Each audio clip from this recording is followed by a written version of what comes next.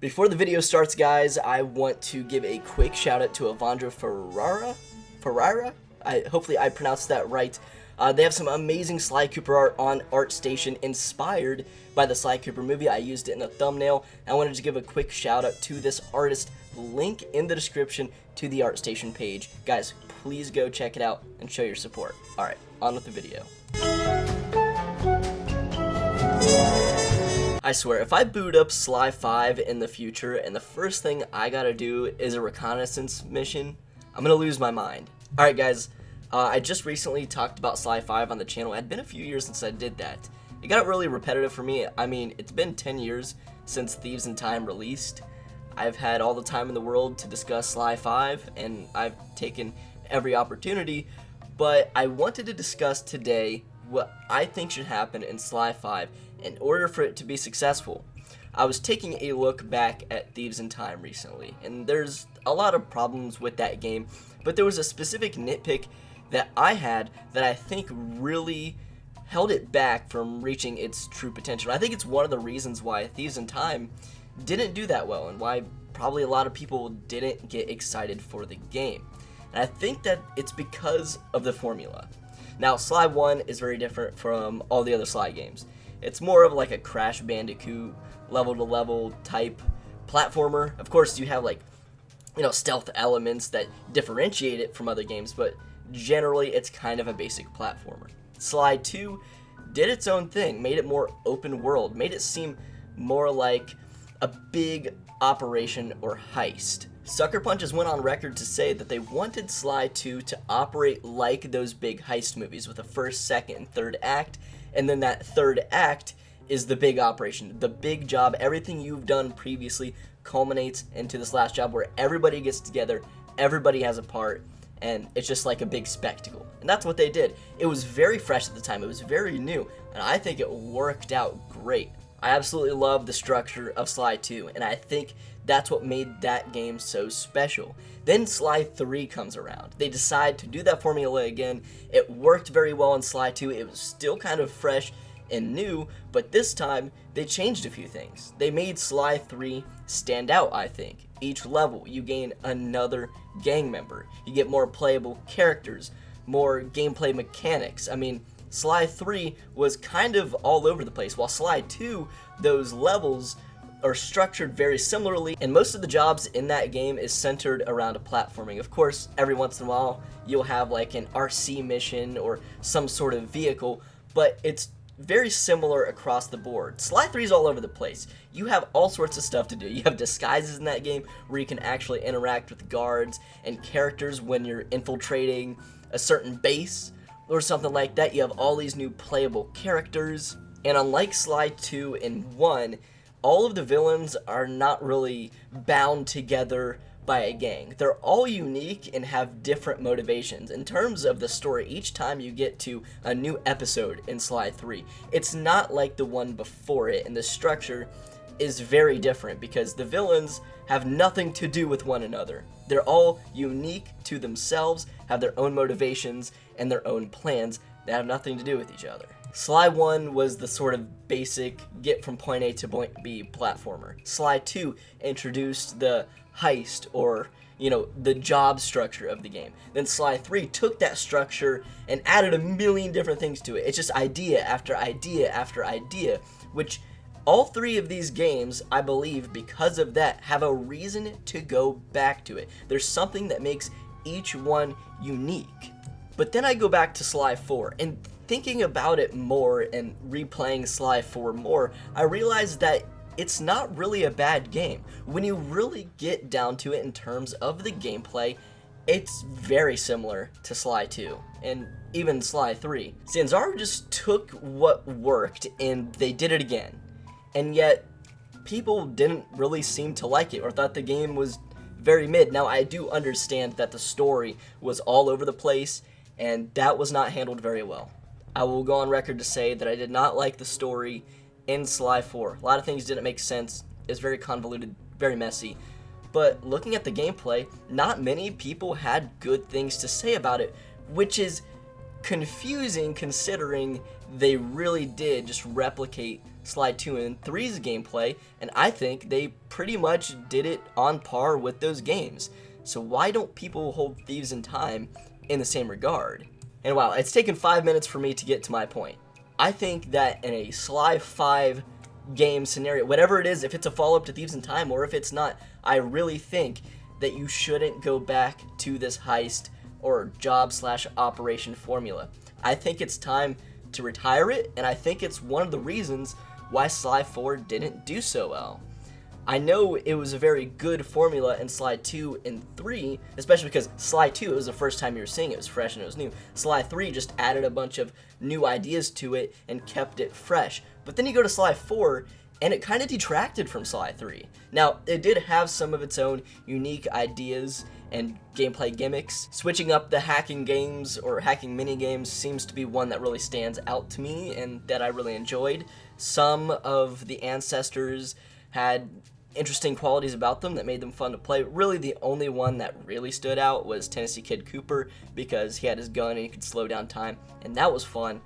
But I can't really think of much else that Thieves in Time did differently or better, even really tried to switch up the formula. In fact, it kind of detracted from the previous game to make it seem more unique. And what I'm talking about is if you look at the ancestors that you meet in Thieves in Time, they usually have at least one special ability that makes them stand out from Sly. So let's start off with Ryuichi, the first one. One of his special talents is that he can run behind guards without alerting them. And then a little while later, you can unlock a gadget for Sly to do that. So now there isn't a reason to get Ryuichi. He also had like the stealth jump that made him jump really far, but looking back, you can kind of just get the same distance with Sly, just doing a double jump and using paraglider. Okay. Then you have Bob Cooper. His thing is that he can climb up ice, which Sly did in Sly 2, but I guess Sly can't do it now for whatever reason, because I guess Bob needed a special quality about himself to make people want to play as him, so you kind of just took away from Sly there. And then you have Sir Galeth. He can jump from a hook really high up, and the only reason to ever use that is if a job requires it. There's no reason to ever use it again, and Sly can do a very similar thing. So now there's not really a reason to play as Sir Galeth. Salim Al-Kupar can climb up poles really fast. That's cool. I do like that, but play as Sly, it's not that much slower, and the game gives you a reason to do it by making it a priority or just really incorporating it into Salim Al-Kupar's missions, but other than that, it's kind of useless. And then he also has a paraglider, his own paraglider, which is just magic carpet. So looking back at Thieves in Time, other than Tennessee Kid Cooper, I need to bring him up real quick because I skipped him. He has his gun, which is awesome. You could slow down time. It was really fun using that. That was the one time they got it right. Other than that, the main gimmick of Thieves in Time was pretty much useless. They kind of just redid what worked with Sly 2 and 3, used the exact same formula, and then to differentiate it from the other two games, they added the ancestors, which in the end ended up just being more Sly and not unique at all. I think that's it right there. Sly 4 didn't necessarily do this formula bad. Looking back, it's just about as good as Sly 2 and 3 when you look at what it did similarly. It did what worked. I felt like I was playing an old Sly Cooper game, and yet at the same time I found myself bored, and I wondered why. It's because we've done this song and dance 2 other times. When you do the same thing over and over and over again, when a new one arises that just kind of does the same thing again, like I said, when Thieves in Time arose, it didn't give you a reason to play that over Sly 2 and 3. Sure, it was fine. It did the formula pretty well. It had the reconnaissance missions. It had the RC missions, the different platforming missions. It did it all just fine. It just didn't do it in a new and fresh way.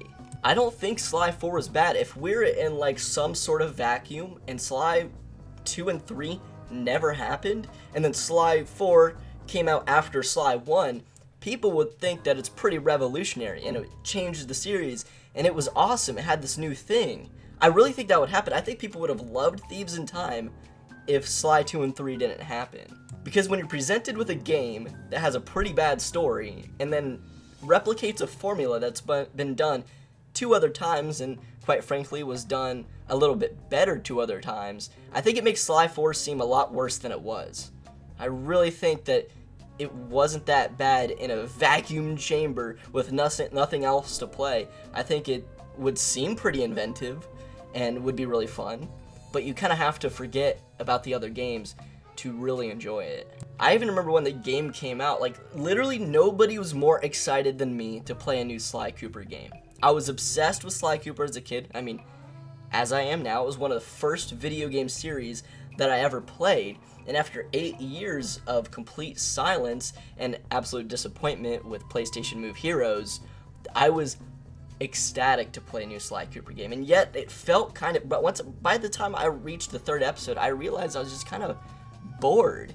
Like, nothing was necessarily bad. I was just like, is this it? Is this what they're doing? This is the brand new Sly Cooper game after 8 years. They don't have any new crazy ideas. There's nothing that you can just do on the PS3. Remember, it had been 8 years. Technology had gotten way better since then. It was the end of the PS3's lifespan. They could have done a lot of inventive stuff and probably things that they couldn't do on the PS2, and yet they chose not to. I'm saying all of this to say Sly 5 cannot do this again. I don't think so. I don't know necessarily what formula they would use, but something new has to happen, because if a new Sly Cooper game comes out with the same formula, you get 5 or 6 levels, you have 5 or 6 individual villains with a wacky personality, you do reconnaissance missions, you do RC missions, you do hacking missions, then you get to the operation, bada bing bada boo, boss fight, you're done. I think that people are going to have the same reaction as Thieves in Time, if not worse, because now we have 4 games in the same formula that don't really differentiate themselves. If anything, I'd say Sly 3 differentiated itself most. Even if the game is good, because I think Thieves in Time, like I said, did it well. Did the formula well, and yet it was still underwhelming. And say what you want about the story, the gameplay was fine. What I would suggest personally is kind of do a hybrid of Sly 1 and Sly 2. And they've kind of already done it before. Think back to Sly 3 Episode 6. This is the final level. It's Cane Island. And in Cane Island, unlike the other episodes, you don't freely roam around this hub world. It's kind of a linear approach mixed in with an open world game at the same time. It was sort of a culmination of everything you've done at this point, where you play as every single character that has joined the gang, and it is just a continuous story from start to finish. There's no, go find a job, complete that job, go back to the safe house, select another character, go find another job, finish the job, and then repeat that until it's boss fight time, and then you're done. This time, it was you complete a job, it immediately goes to the next one, starts a cutscene, okay, you're here with other characters, this is what's going on. It was very fast-paced, and I really enjoyed that. I think it made the operation way more exciting, because it kind of felt like these jobs intertwined a little bit more, because you're just doing them back to back to back. And I really enjoyed it, and I think for Sly 5 to succeed, and for people to like it as much as they liked Sly 1 through 3, I think they have to do something similar to this. This would be more fresh, more exciting. People haven't really seen much of this from the Sly Cooper series, especially when it comes to the entire game. Now, it would work, I think, especially because the story would be very strange as well. If it was going to be a direct follow-up to Thieves in Time, where you gotta save Sly from Egypt, or Sly's got something going on in Egypt, you have Penelope all over the place doing her own thing, I think it would make more sense to make it a more streamlined game, where you just go from back-to-back mission to mission, especially if we're gonna have 2 different perspectives. I would just think about it like this, where it starts off in Egypt, Sly gets up to something, and then we switch over to Bentley Murray's perspective, where they're trying to find Sly, and it bounces back and forth. I think it would create an interesting pace where you can just bounce back and forth between missions like that, and it's more straightforward, a little bit more linear, but it's sort of a mix of that and the open world gameplay, if you know what I mean. Maybe make that the entire game's structure. Whether they do this or not, obviously. It's just my idea. I think something needs to change for Sly 5 or a new Sly game. Even if they just want to ignore Thieves in Time and do their own thing, I think something needs to change, and I don't think this formula is going to work again, at least if they want the game to be received well and to differentiate it from the other games. Give people a reason to play this one. I loved Sly 2 and 3 for how open world they were and how you could take things at your own pace, but by the time Sly 4 came around, I was kind of sick of that. It kind of made this game that I waited for 8 years and had all this hype and all this build-up seem kind of boring because it was so slow-paced. But even though that's kind of what made the other game so good. But then I think back to Sly 3 Episode 6 and the fast-paced nature of that and how the game just kind of like takes you by the hand and runs with you. You don't have a safe house, you don't have a hub world, you just go, go, go until the very end to pull off this massive heist, and it was very exciting. And it wasn't like Sly 1 where it was just level to level, you know, go back into the hub world, select another level, and get to the end. It wasn't like that. It was different every time. Whenever you reached another mission, it was completely different. But hey, those are just my ideas, just my thoughts. Let me know in the comments below what you guys think. What needs to happen in Sly 5 for it to do well, and what do you want to see personally, just in general? Let me know, love reading your comments, and I'll catch you all in the next video. Peace.